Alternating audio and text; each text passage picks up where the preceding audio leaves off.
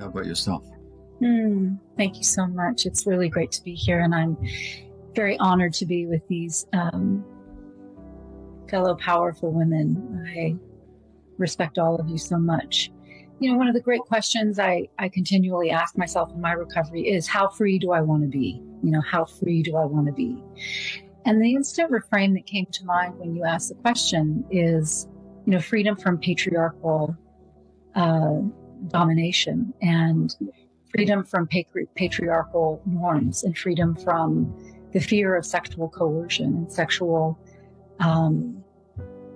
insult. Of course, I talk about it so openly. I was molested for the first time that I remember when I was 7 years old. And part of my freedom around that was I went immediately to adults and told them, but they said, oh, he's a nice old man. That's not what he meant. And so freedom is being believed, and the end of impunity. Freedom is the end of impunity. And then we have the freedom from this toxic masculinity, and turn all of this up or on its head and just stop. So there's a lot in there, but I know we've got a wonderful hour to spend with each other. Thank you so much. Jamie, freedom of the mind. What does that mean for you? Well, I'm going to actually read you the quote, and it says, at such a time, it seems natural and good for me to ask myself these questions. What do I believe in? What must I fight for, and what must I fight against? Our species is the only creative species, and it has only one creative instrument, the individual and mind and spirit of a man. Nothing was ever created by two men. There are no good collaborations, whether in music, art, poetry, and mathematics, philosophy. Once the miracle of creation has taken place, the group can build and extend it, but the group never invents anything.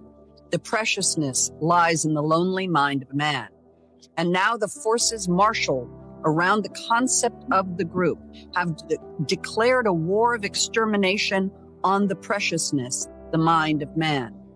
And this I believe, that the free exploring mind of the individual human is the most valuable thing in the world. And this I would fight for, the freedom of the mind to take any direction it wishes undirected. And this I must fight against. Any idea, religion, or government which limits or destroys the individual. This is what I am and what I'm about. I can understand why a system built on a pattern must try to destroy the free mind, for that is the one thing that can, by inspection, destroy such a system. That's what I'm about. That is my rallying cry. The freedom of the mind. The freedom of the mind to do it, as Ashley just said, freedom without these oppressed subjugation by others. The freedom to have my own mind is all I ever wanted. It's all I will ever fight for. And it is something worth fighting for. And so that is as important a writing as I've ever read in my life or ever will. And it literally is my guiding principle for the rest of my life. Thank you. Well, Mona, that takes me very directly to you because for two reasons.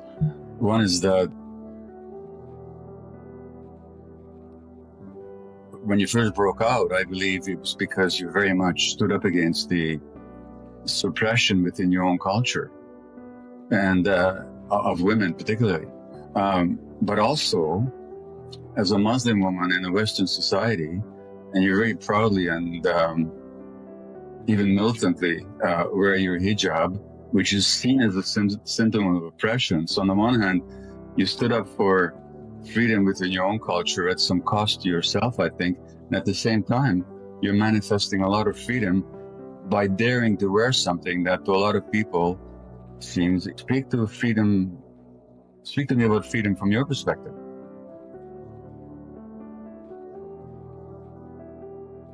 Yeah, actually, when you first asked the question, it brought me to mind of something you said in the film. And you said that maybe there's something about being a minority in this particular culture that is so highly stressful that it deranges the immune system. And I'm somebody who struggles with an autoimmune condition. And when you said that, it impacted me so deeply. I actually started to tear up, and as the tears fell, it reminded me that this is a symbol to so many people. You know, the way that I dress is a symbol of so much to so many people, when in reality it is simply a choice of attire that for me is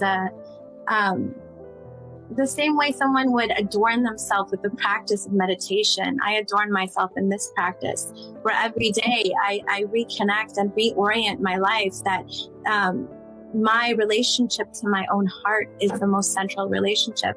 And for me, freedom is, I feel deeply that freedom is the cultivation and refinement of the heart, and the freedom to sit in silence and to do that deep work without disruption from patriarchy, without disruption from empire or racism or white supremacy.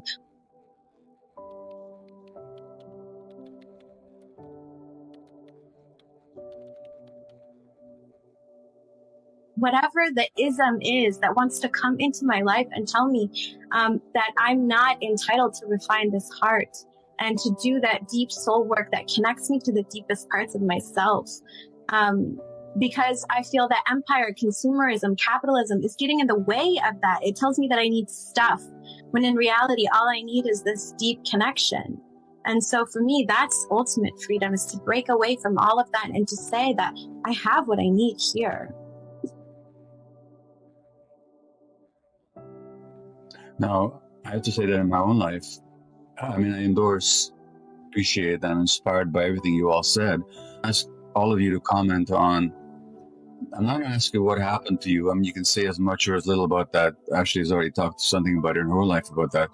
But I'm more asking about how trauma manifested in your life and what work you've done to free yourself from the internal impact. So how has trauma showed up in your life, and what work have you done to liberate yourself from it? And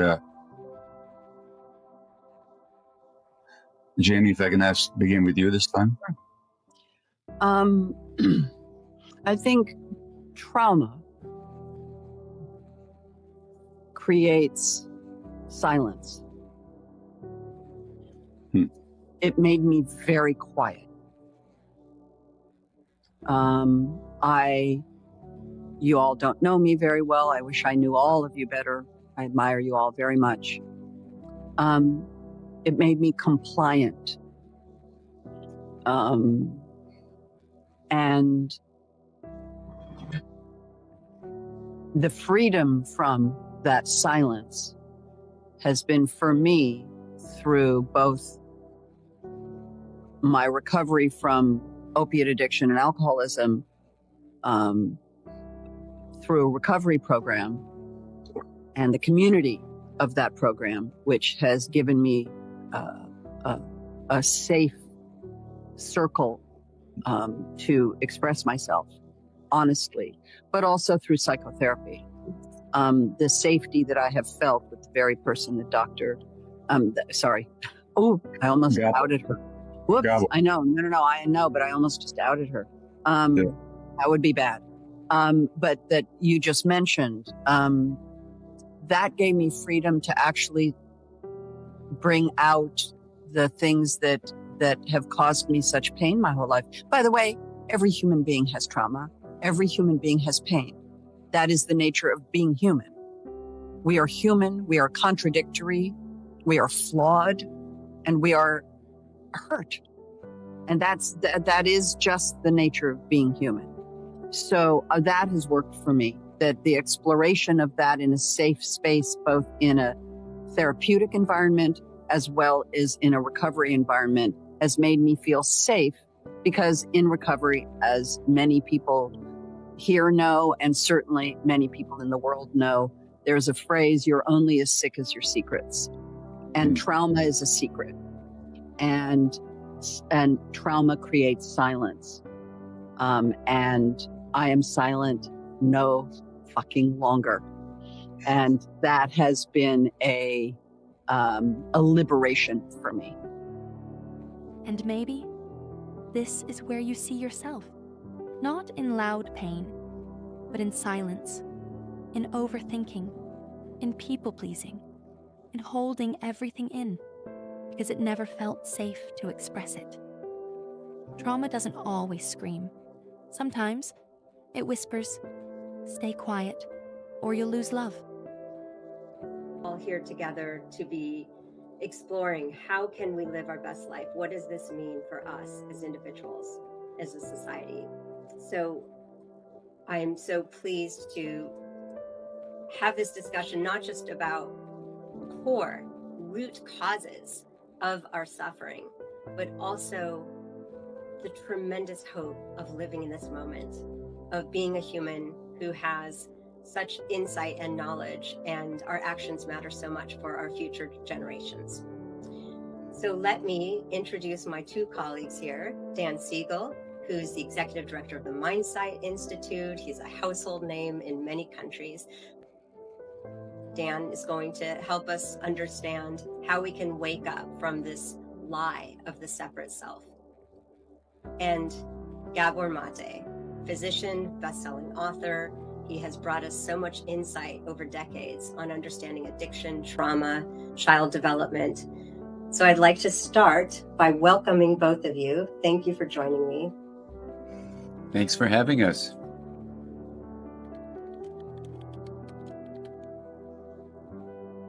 You know, one way to begin this discussion, I think, is to say that when we feel overwhelmed, when something meaningful is at stake and we feel hopeless for what the future holds or helpless to do something about it, it can make that understandable stress of a meaningful thing happening to turn into distress. And in some ways, the related topic for today is about trauma, when events that are happening can overwhelm our ability to cope and lead to lasting negative impacts that both you, Alyssa, and Gabor, you have beautifully written about.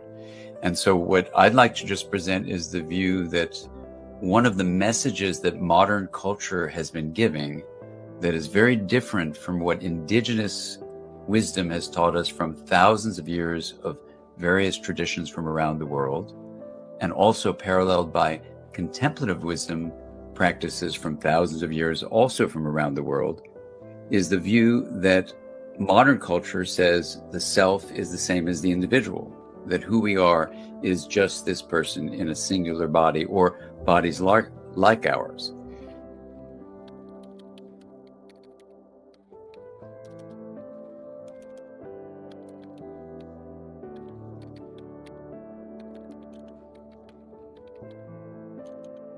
If we call that the solo self, this isolated, separated view of what the self is, we go against what indigenous teachings have taught, we go against what contemplative teachings have taught, and yet we embed this in the way we parent our children, the way we school them in educational programs, the way culture at large is telling us that we're separate.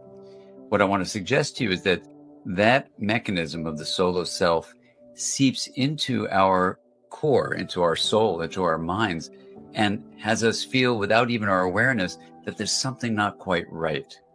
And so it leads to social injustice and racism, saying us versus them, and we are better than those people over there.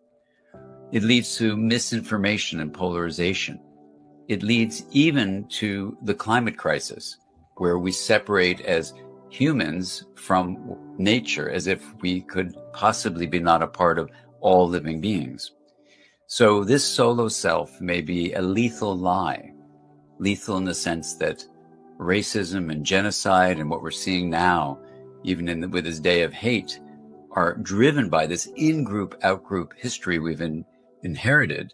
But yet we can rise above that if we realize that we can transcend this view of the separate self with awe, with gratitude, with compassion, which are usually called self-transcendent, but rather see them as self-expanding. So we're not just a me, but we're also a we, this notion of a we, and the idea that we are intra-connected within the wholeness of things.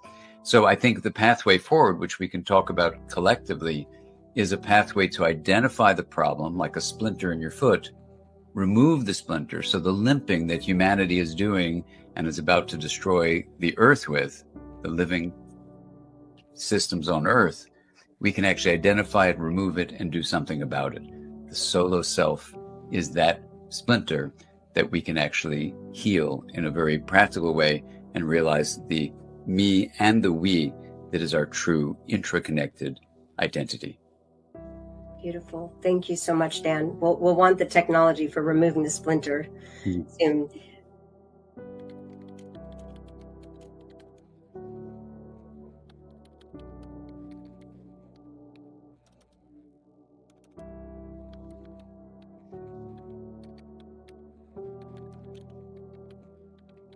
So Gabor, in thinking about this mental health epidemic, particularly of our youth, and how people are interpreting the world, I would love to hear how you think of trauma, the role trauma plays in our mental health crisis. Thank you, Alyssa. I'll address that in a moment. Let me just first register my pleasure in being on line with the two of you. Let me address one more issue here. This just happened today. Pope Francis, 3 days ago, I should say 2 weeks ago, put out a tweet. And he said, social justice demands that we fight against the causes of poverty, inequality, and the lack of labor, land, and lodging, against those who deny social and labor rights, and against a culture that leads to taking away the dignity of others. This is Pope Francis, a very famous Canadian psychologist who I'll not dignify by mentioning by name here, but you would know of him, many of you. He tweeted back, "There's nothing Christian about social justice. Redemptive salvation is a matter of the individual soul." Wow. Now here's a psychologist who understands nothing about human beings whatsoever. Because to answer your question, Alyssa, about the mental health epidemic that is striking the Western world, the New York Times 2 days ago had an article about the rise in childhood in youth depression and anxiety. There have been articles in the New Yorker, the New York Times in the last 6 months, hand-wringing over what's driving the epidemic of childhood suicides.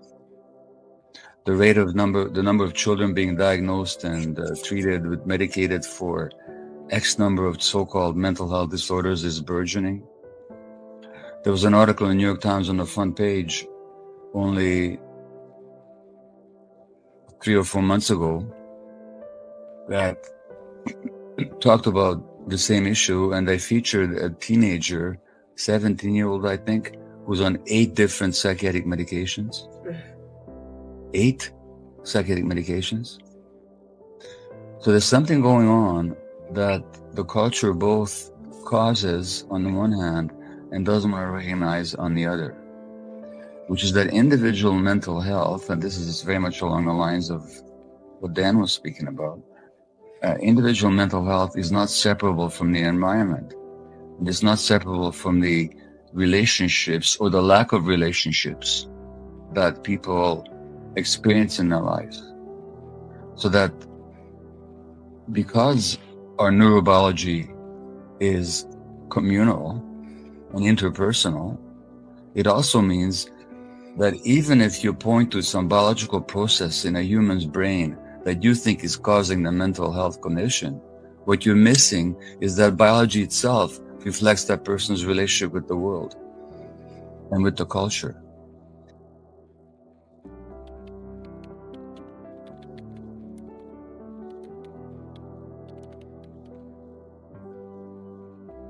And driving the mental health epidemic amongst youth in our society today is precisely the nature of connections, which are very often stressed, troubled, and trauma inflicted, and which are also very often isolating and isolated.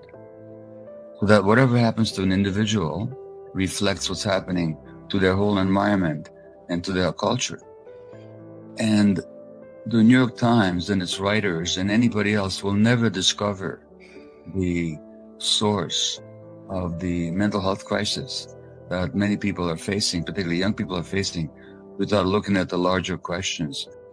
And this is where most people misunderstand their pain, because we've been taught to look at mental health as something personal, something wrong inside us. But what Dr. Gabor Maté is pointing to is something deeper. Your pain didn't come from nowhere. It came from disconnection, from environments that couldn't hold you, from relationships that didn't feel safe. And when that happens, the child doesn't say, something is wrong with them. The child says, something is wrong with me. What is it about a culture that stresses parents so much that they can't be available for the children the way they would want to be? What is it that dictates that so many people should carry trauma without even knowing it because their healthcare givers learn nothing about trauma during their training? What is it that isolates people so much? How come in the face of the social media, what we actually have is not a social media. It doesn't make us more social. It makes us more isolated and alone. And it's been shown that the more people spend time on social media, the less healthy their mental status happens to be. In this culture of competition and isolation and individualism, which is not the same, by the way, as individuality, because true individuality has to do with connection with others. Individualism isolates you from others. Unless we're looking at these larger issues, unless we're looking at the root causes, we'll never understand the fruit that we're reaping these days. And that fruit is increasing mental health crisis amongst our youth. So thank you. Those are my preliminary remarks.